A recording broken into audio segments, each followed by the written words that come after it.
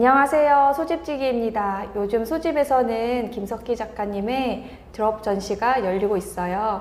오늘은 작가님과 함께 전시 이야기 좀 나눠보려고 하는데요. 옆에 김석희 작가님 나와 계신데 인사 한번 나눠주시겠어요? 네.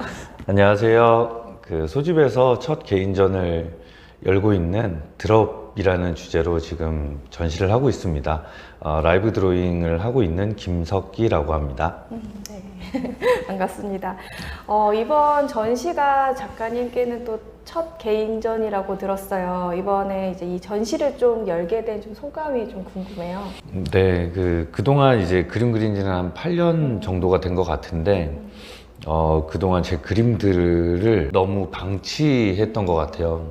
그리고 스스로 이제 뭐 미술 전공을 하지 않았다라는 것들이 조금 이렇게 저한테 자격지심처럼 남아 있어서 그랬던지 어떤 전시를 한다거나 이런 거를 선뜻 용기 내서 하지 못했던 것 같거든요. 근데 이제 그런 좀 비겁함에서 벗어나고 좀 더 작가로서 당당하게 이제 진출을 하고 싶다라는 생각이 들었고, 그래서 이번 전시를 진행하게 됐습니다.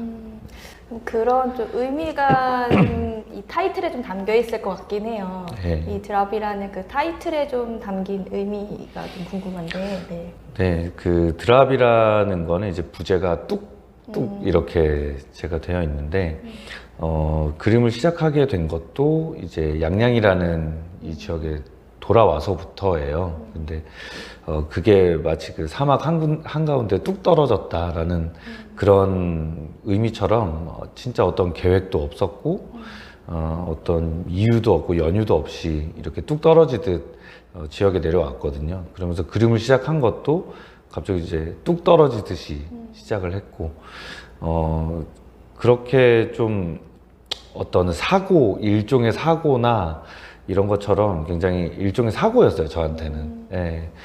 그렇게 하다 보니까, 그래서 또, 이렇게 뭔가 저질러진 것들을 수습하기 위해서 노력도 하고, 어쨌든 시작을 하게 되는구나. 이렇게 하지 않았으면 어떻게 그림을 그릴 수 있었을까? 맨날 걱정만 하다가. 예. 그래서 어떤 그런 것들을 좀 내포하는 의미를 담아서 드랍이라고 지었습니다. 제가 사실 작가님을 좀 알게 됐던 게 이제 지난 1월이었죠. 지난 1월에 저희 이제 소집에서 아트페어가 열렸었는데, 그때 이제 2부에 그 퍼포먼스로 이제 라이브 펜드로잉을 저도 이제 처음 좀 접하게 됐었고, 이 작가님께서 이제 한 며칠 동안 나와서 계속해서 이제 실시간으로 그리는 모습을 보니까 되게 좀 감명을 받기도 했어요. 네. 그것이 좀 연이 돼서 이번에 이제 이 소집에서 이렇게 열게 됐는데, 아마 그때 그 겨울이라는 또 계절도 좀 있었고, 또 이번에 또 한창 또 그 말반대 이제 한창 그 뜨거운 또 여름에 이렇게 다시 또 소집을 찾아주셨는데, 이렇게 소집에서 이렇게 첫 전시를 연 소감도 좀 같이 궁금해요. 네, 그래서 소집을 사실 처음 오게 됐었던 거는 이전에 이제 이동근 작가님 개인전에 물건 날라주는 거 도와주러 왔다가 그 위에 그림도 그리고 이렇게 작가 전시회를 하게 됐는데, 이 소집이라는 공간을 알기 전에 저는 이 남항진이라는 공간을 좀 많이 좋아했어요. 강릉에 살 때부터 굉장히 조용하고 소박하고, 그런데 그 안에 또 이렇게 외양간이라는 곳을 다시 고쳐서 만든 이 공간이 처음 왔을 때부터 조금 되게 좀 포근하고 되게 그 그림을 그리는데 집중할 수 있는 되게 좋은 공간이다 라는 생각이 들어서 막연하게 그냥 나도 나중에 여기서 좀 전시회 같은 걸 해보고 싶다 라는 생각이 있었거든요. 근데 제 생각보다 좀 더 되게 빨리 이루어진 거죠. 근데 그것도 되게 저한테는 되게 그림을 그리고 창작할 수 있는 창작의 영감을 주는 곳이었고, 그래서 저한테는 굉장히 좋고 의미 있는 공간이라고 생각합니다. 그러니까 저도 이제 그때 뭐 사실 좀 생소했어요.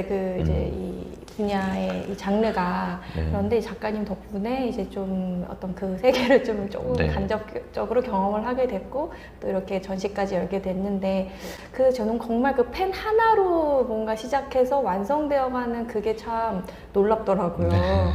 어떻게 작가님은 또 이 분야를 좀 시작하게 되셨을까 좀 네. 궁금하기도 해요.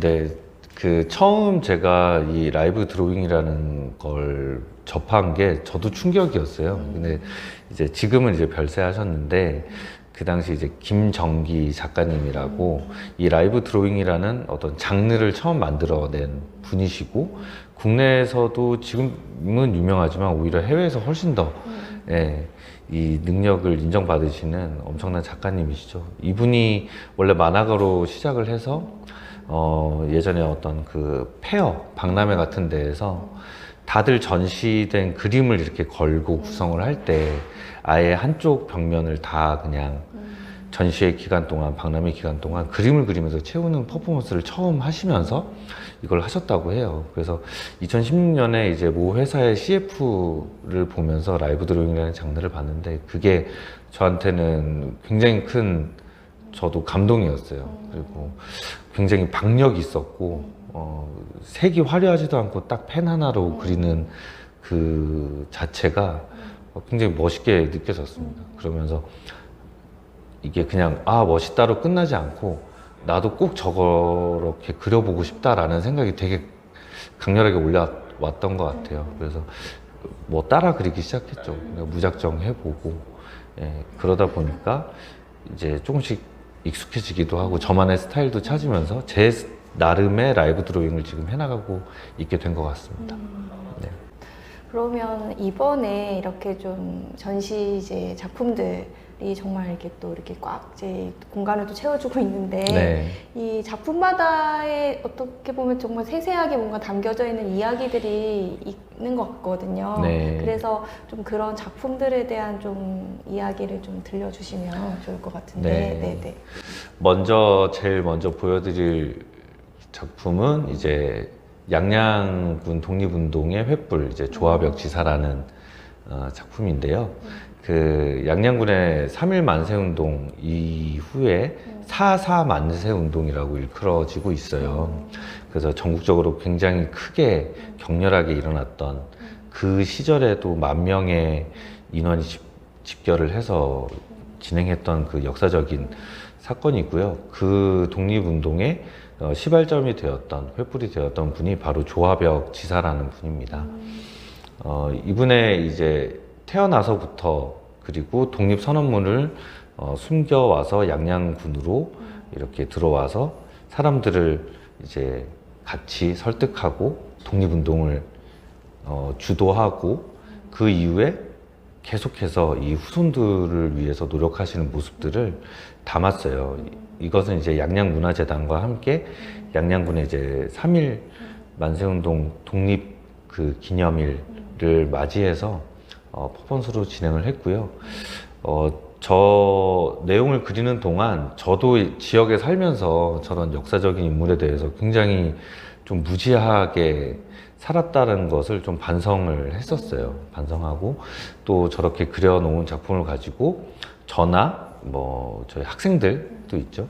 이런 분들한테 조금 더 딱딱하게 역사를 접하는 것보다도 좀 임팩트 있고 재미있게 그리고 또 인상에 뇌리에 많이 각인될 수 있도록 하는 데에 좀 일조를 하지 않았나 이런 생각을 하고 있습니다. 그리고 이제 한쪽은 제가 양양 청년협동조합의 조합원들을 그린 그림인데요. 저는 이제 따로 양양 청년협동조합이라는 단체를 2020년부터 운영을 하고 있어요. 저랑 비슷한 시기에 양양에 이제 정착한 6명의 청년들이 모여서 각자 뭐 영상 만드시는 분도 있고 서핑보드 만드시는 분도 있고 요리사도 있고 일러스트레이터도 있고 이런 다들 사연이 있는 청년들이 모여서 양양에서 어쨌든 살아가려고 지금도 고군분투하고 있는데 그런 사람들이 모여서 이제 무언가를 만들어 나가는 그 서사 중에 한 장면을 담아내고 있다고 생각해요. 그래서 6명들이 처음 만나서 각자의 영역에서 활동하는 모습들 그리고 서로 모여서 회의하는 모습들을 좀 담아서 앞으로도 좀 잘 운영되고 우리의 활동들이 양양이라는 지역에 좀 영향을 끼쳤으면 좋겠다라는 의미를 담아서 그렸고요. 한 8시간 정도 그린 작품입니다. 그리고 여기 바로 뒤에 있는 작품 같은 경우는 강릉에서 저를 포함한 한 5분의 작가님들과 함께 공동 전시를 했었던 작품이에요. 그때 그 전시의 전체 주제가 이스트였고요. 그 동쪽에서 활동하는 작가들의 모임이었습니다. 그리고 제가 그렸던 주제는 양양 지역이다 보니까 아무래도 서핑이 이렇게 좀 많이 요소가 들어가 있어요. 그래서 소울 오브 서프라는 작품명을 달고 그렸고요. 양양에 내려온 사람들, 그리고 그 당시에 양양에 내려온 사람들의 라이프 스타일들이 다 서울살이에 지쳐서 좀 내려오고 좀 자기 자신에 대한 좀 진단을 하고 좀 조용히 자기 스스로를 돌아보는 그런 시간을 갖기 위해서 양양을 택하신 분들이 많거든요. 근데 그렇게 양양에 내려오신 분들이 또 이 서핑을 접하면서 서핑의 철학이랑 굉장히 잘 맞았어요. 그런 사색을 하는 그런 모습들이. 그래서 양양을 담을 때 빼놓을 수 없는 게 바로 이 서핑이라는 주제였고, 그래서 이 주제로 그렸고 3일 동안, 전시기간 3일 동안 작업을 했고요. 총 한 14시간 정도 그린 작품입니다. 그리고 이렇게 기존에 그렸던 작품 외에 지금 새로 전시되어 있는 그림은 한 3개 정도인데요. 이게 이제 뚝이라고 제가 이름을 지었어요. 이것은 말 그대로 잉크가 뚝 떨어져서 흘러내리는 그런 모습을 크게 보면 그렇게 형상이 되어 있는데, 그 떨어지는 잉크를 마르기 전에 낚아채서 옆으로 이렇게 조금씩 빼가면서 약간 어떻게 보면 뿌리의 형태를 내보이는 그런 모습이거든요. 제가 그림을 아까 처음 그릴 때도 이제 뚝 떨어지듯이 그리라고 했는데, 약간 떨어진 잉크를 계속 뭔가 마르기 전에 어떻게든 이걸 조금이라도 연결지어서 뭐라도 만들고 이렇게 그림도 그리고 또 일도 하고 이러는 모습들이 조금 저의 모습을 좀 담은 거를 표현을 했어요. 그러다 보니까 이렇게 사소한 노력들이 어쨌든 뿌리처럼 뻗어나가서 결국에는 또 무언가를 만들어낼 수 있는 힘이 되지 않나. 그래서 떨어지는 물방울과 그걸 부여잡고 이어서 그린 어떤 뿌리를 표현한 작품을 표현을 했습니다. 이렇게 또 작품에 담겨진 얘기를 듣고 나니까 이제 조금 더 이 작품들이 조금 더 이렇게 유심히 좀 더 보게 되고 하는데요. 어떻게 보면 이번에도 이제 작가님께서 지금 한가운데 이제 또 이 전시 기간 중에 또 이제 계속해서 채워가면서 완성되어 갈 작품을 이제 또 라이브 퍼포먼스로 이렇게 보여주고 계세요. 그래서 이건 또 어떻게 완성이 될까 되게 또 궁금해지기도 하는데, 이제 문득 궁금한 게, 이제 작가님께서 지금 어떻게 보면 이런 스토리 하나하나를 좀 들려주셨잖아요. 그리고 나서 이제 그거를 이렇게 딱 그리시는데, 준비가 됐다 해서 이렇게 딱 그 머릿속에서 이렇게 착착착 펼쳐지는, 그렇게 좀 이렇게 구상을 하시는 것 같다라는 생각은 드는데, 어떻게 조금 작업 방식이 조금 궁금해지는데. 우선 제일 중요한 거는 말 그대로 이제 주제를 정하는 것부터 하고요. 그러니까 주제를 정하고 그림을 그린다기보다는 그림을 그냥 끄적거리기 시작해요.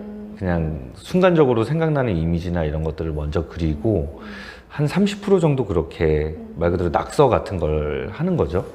그러다가 이걸 그리고 싶다라는 게 이제 딱 정해지거든요. 그러면 그 뒤에 제일 중심이 되는 어떤 이미지 형상을 하나를 딱 잡아놓고 거기에 이어 붙이면서 이야기들을 펼쳐나가는 방식이에요. 그래서 지금도 전시 기간 중에 첫날 동안에는 뭐 이것도 그려보고 싶고 저것도 그려보고 싶다라는 거를 약간 스케치하듯이 여기저기 이제 흩뿌려 놨어요. 근데 이것들이 면을 채워지면서 그러면서 이제 저도 그 주제가 조금씩 떠오르기 시작을 하거든요. 그래서 이 빈 캔버스에 그림이 채워 나가는 이 방식이 제 머릿속의 사유랑 거의 똑같아요. 예, 제 머릿속에 생각이 그냥 이미지로 펼쳐진다고 보시면 될 것 같습니다. 그래서 이야기가 점점 메꿔지고 캔버스가 채워지면 아, 이 작가가 이제 할 얘기가 많아지는구나, 뭐 이런 식으로 생각을 해주시면 될 것 같아요. 지금 계속해서 이 작가님의 어떤 하는 말 속에 좀 어떤 공통된 키워드가 뭔가 일단은 네. 뭔가 시작을 한다, 일단은 시도를 해본다, 이 말이 되게 뭔가 계속해서 좀 와닿아요. 어떻게 보면은 지금 창작 활동뿐 아니라 정말 그 양양에서 정말 아까도 잠깐 이렇게 이 작품에 대한 설명을 하시면서도 얘기하셨지만 또 양양에서 또 다양한 또 활동을 하고 있는데 좀 이렇게 정말 다방면에 이제 활동하는 그 에너지가 또 정말 대단하다 느끼는 부분도 있는데 어떤 활동들을 좀 하시는지도 조금 네. 얘기해 주시면 좋을 것 같아요. 네, 우선 작가 활동을 당연히 하고 있고요. 그 외에 양양 청년협동조합이라는 그 6명의 청년들이 모여있는 조합을 통해서 서프보드, 양양에 버려지는 서프보드를 수거해서 그거에 그림을 그려서 조형물이나 가구 등으로 만드는 서프보드 업사이클링, 그래서 서프사이클링이라고 하는 이 프로젝트를 진행하고 있고요. 또 지역에 또 로컬 음식들이 있어요.